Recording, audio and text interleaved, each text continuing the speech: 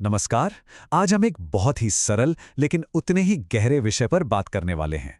वो विषय ये है कि कैसे सिर्फ एक पवित्र नाम का जाप हमारी जिंदगी में असीम शांति और शक्ति ला सकता है।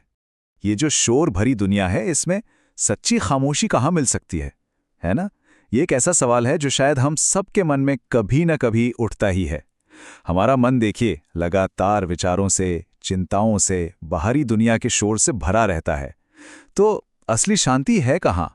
तो इसका जवाब कहीं बाहर भागने में नहीं है। नहीं, इसका जवाब है अपने भीतर मुड़ने में, एक ऐसी पवित्र ध्वनि में जो बाहर के हर शोर को शांत कर सकती है। तो ठीक है, इस शांति को पाना तो है, लेकिन रास्ते में एक चुनौती है। सबसे पहली चुनौती को समझना बहुत जरूरी है। ये है कह सकते हैं एक निरंतर गूंज, जिसे शास्त्रों में कहा गया है अन्य शुद्धि। मतलब वो चीज जो हमें अपने अंदर टिकने ही नहीं देती। तो ये अन्य शुद्धि है क्या? इसका सीधा सा मतलब है भगवान के अलावा किसी और चीज को याद करना। जैसे अपने शरीर की याद, हम क्या क्या काम करते हैं उसकी याद, दुनिया के सुखों की याद जिसमें हम फंसे रहते हैं। सच पूछिए तो यही हमारे और हमारी भीतरी शांति के बीच की सबसे बड़ी दीवार है। लेकिन घबराने की बात नहीं है, क्योंकि युगों से संतों ने हमें इस चुनौती का एक बहुत ही सरल और शक्तिशाली रहस्य दिया है, और वो समाधान है नाम जाप का अभ्यास। अच्छा, इसका एक बहुत सुंदर उदाहरण मिलता है गोपियों का। सोचिए, वे घर के सारे काम करती थीं, सब कुछ, लेकिन उनका मन, उनका ध्यान हमेशा श्री कृष्ण में लगा रहता था। इससे क्या पता चलता है? यही कि सच्ची भक्ति बाहरी हालात पर निर्भर नहीं करती, बल्कि हमारी अंदर की स्थिति पर करती है। तो फिर ये नाम जाप आखिर है क्या? देखिए, ये सिर्फ प्रभु के नाम को रटना नहीं है, नहीं, बल्कि उसे प्यार से लगातार याद करना है। ये काम से कहीं ज्यादा एक एहसास है, एक भाव है, और इसमें हमारी चेतना को पूरी तरह से बदल देने की ताकत है। तो अब सवाल ये उठता है कि ठीक है, ये अभ्यास इतना शक्तिशाली है, पर इसे हम अपनी रोज की जिंदगी का हिस्सा कैसे बनाएं, है ना? शांति की तरफ वो पहला कदम कैसे बढ़ाएं? तो इसके लिए एक बहुत ही सुंदर और आसान तरीका है। इसे चक्रमण या वॉकिंग मेडिटेशन कहते हैं। इसका अभ्यास करना बेहद आसान है। बस कहीं भी टहलते हुए अपनी हर सांस के साथ अपने इष्ट देव के नाम को मन ही मन जोड़ लीजिए। जैसे सांस अंदर लेते हुए नाम का पहला हिस्सा और सांस छोड़ते हुए दूसरा, बस इतना ही करना है।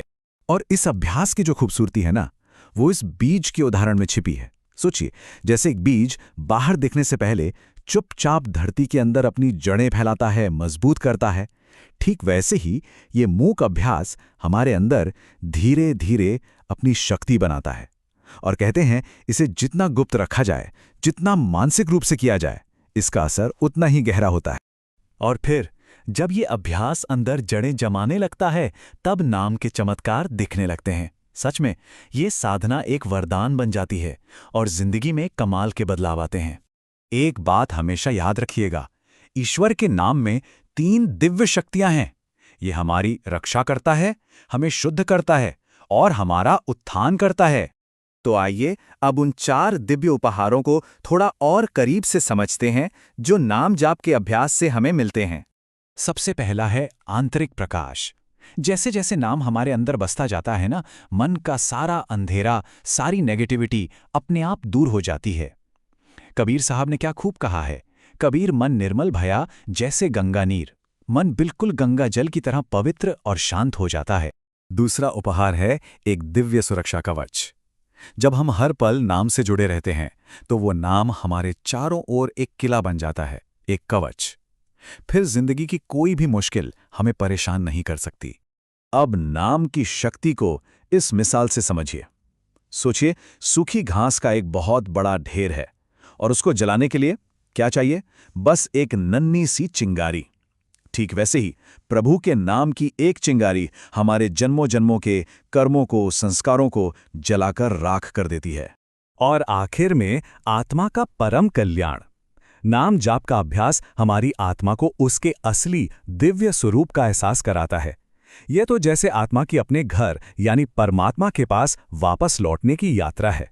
तो ये तो साफ है कि शांति का ये रास्ता सिर्फ कुछ चुने हुए लोगों के लिए नहीं है। नहीं, ये हम सबके लिए है और इस पर चलना बहुत ही आसान है। और सबसे अच्छी बात जानते हैं क्या है?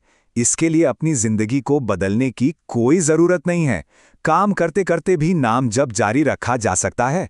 आप जो भी कर रहे हैं, ये अभ्यास साथ साथ चल सकता है। शास्त्रों में भी यही कहा गया है कि नाम जप के लिए कोई नियम कानून नहीं है, चाहे कोई शुद्ध हो या अशुद्ध। किसी भी हाल में, किसी भी जगह पर ईश्वर का नाम लिया जा सकता है। ये हर किसी के लिए हर वक्त मौजूद है। और जब ये अभ्यास बहुत गहरा हो जाता है ना, तो एक बड़ी अद्भुत स्थिति आती है। कबीर साहब कहते हैं कि एक समय था जब मैं राम राम जपता था, लेकिन अब भक्ति इतनी गहरी हो गई है कि राम खुद मेरे पीछे कबीर कबीर जपते हुए घूमते हैं। सोचिए, ये भक्त और भगवान के बीच की परम एकता है। इससे सुंदर और क्या हो सकता है? तो आखिर में बस एक सवाल छोड़ जाता हूं। क्या हो अगर शांति की ये पूरी यात्रा उतनी ही आसान हो जितना कि अपना अगला कदम उठाना और एक पवित्र नाम लेना? इस पर जरूर सोचिएगा।